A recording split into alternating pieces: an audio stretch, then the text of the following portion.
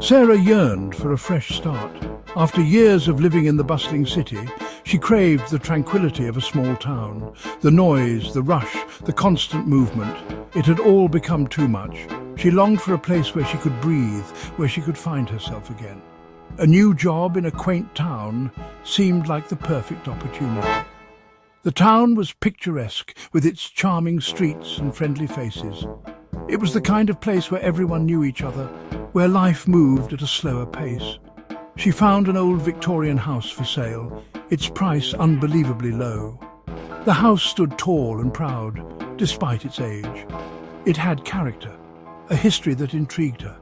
The moment she saw it, she knew it was meant to be her new home. The realtor's warnings about local rumours did little to deter her.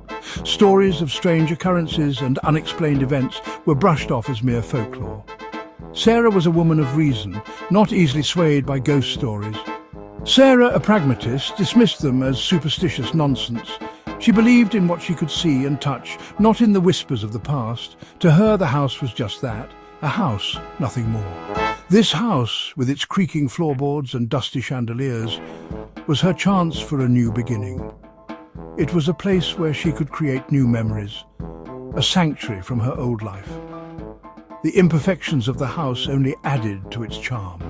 The first few days were uneventful. I spent my time unpacking boxes, arranging furniture, and getting to know the layout of the house. Each room held a promise, a potential for something new. I busied myself with unpacking and settling in.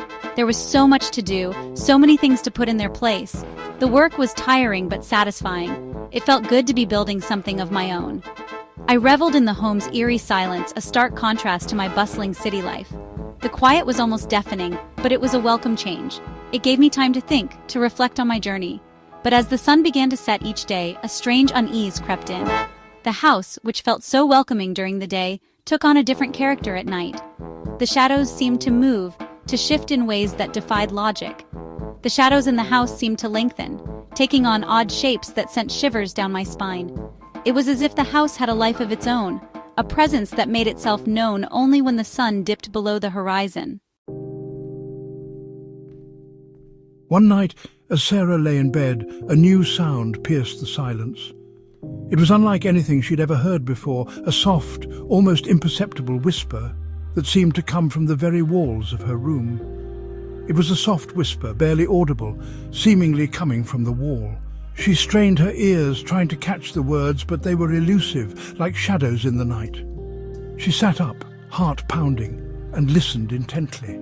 The whispers seemed to ebb and flow, sometimes growing louder, then fading away, leaving her in a state of heightened anxiety. The sound faded, leaving her questioning her sanity. Had she imagined it, or was there something more sinister at play? She couldn't shake the feeling of unease that settled over her.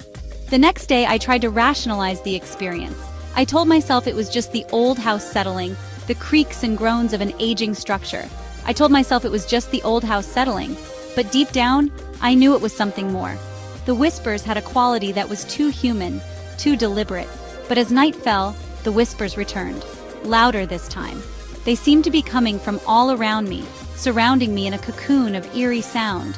They seemed to be calling my name, their tone laced with an unsettling malice.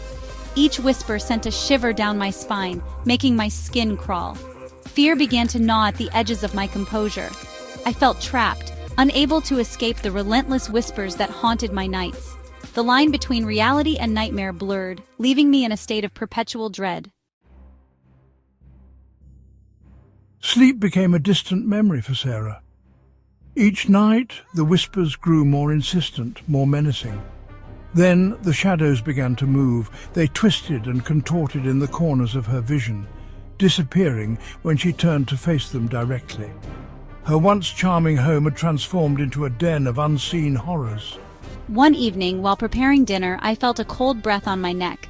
I spun around, but there was nothing there. The kitchen window slammed shut, shattering the silence. I stumbled back, my pulse racing. This was no longer just strange noises. Something was terribly wrong.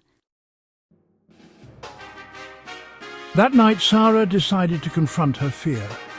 She had been haunted by the same nightmare for weeks, a shadowy figure lurking in the corners of her mind. Tonight, she was determined to put an end to it. Armed with a flashlight, she followed the whispers to the attic door. Each step she took echoed through the silent house, her heart pounding louder with every creak of the floorboards. The whispers grew louder, more insistent, guiding her towards the source of her dread. It creaked open as if inviting her in.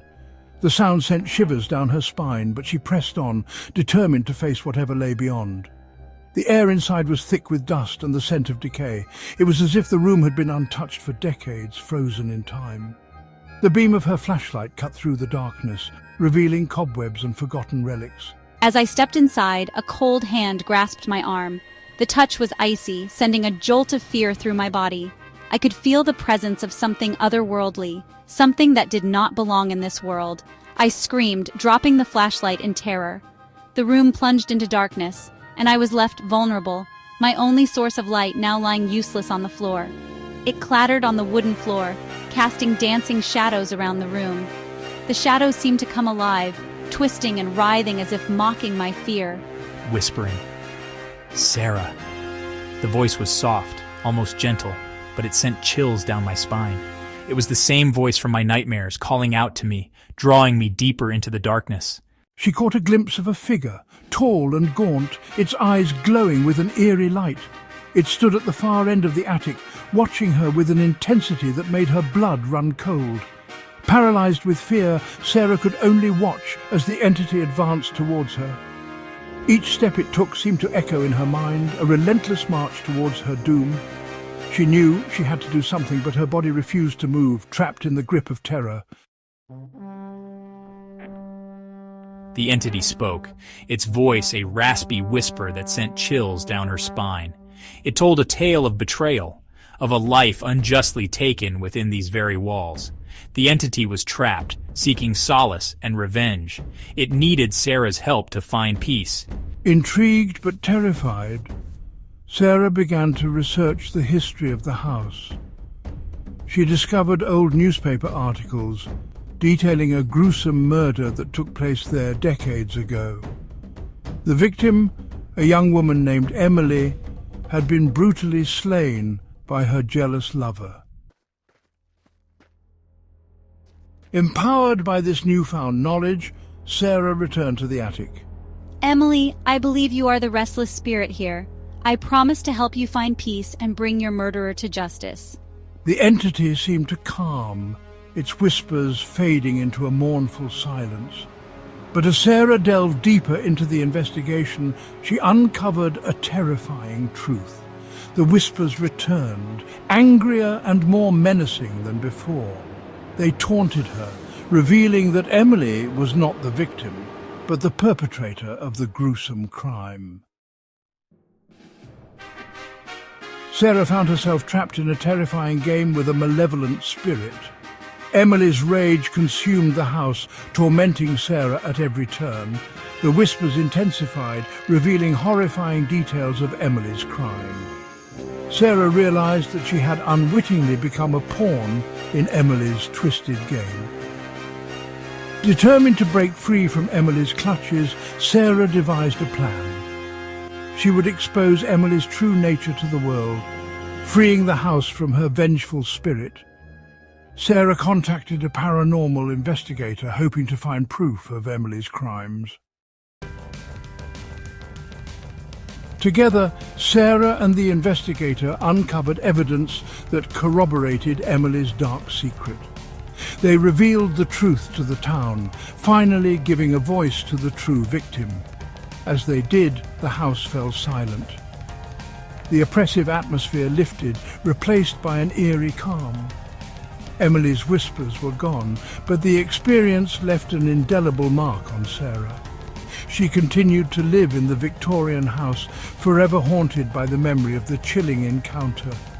The silence was no longer peaceful, but a constant reminder of the darkness that lay dormant within the walls. Story by Itohan Omorui.